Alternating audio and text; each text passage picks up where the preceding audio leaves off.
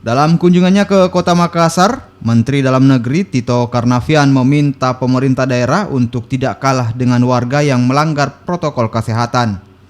Mendagri juga meminta kepada kepala daerah untuk membuat peraturan daerah untuk menindak tegas pelanggar protokol kesehatan dengan tetap menggunakan cara yang baik dan humanis. Kita kan sudah tahu ada 4 trik yang utama ya. Yang pertama adalah masker, pakai, cuci tangan sesering mungkin pakai sabun, hand sanitizer, jaga jarak, sama yang terakhir adalah menghindari kerumunan sosial. Dan pemerintah nggak boleh kalah dengan masyarakat, jangan sampai dilanggar.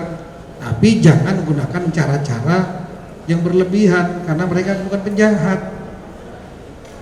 Mereka yang mungkin kurang edukasi, maka harus digunakan cara-cara yang baik.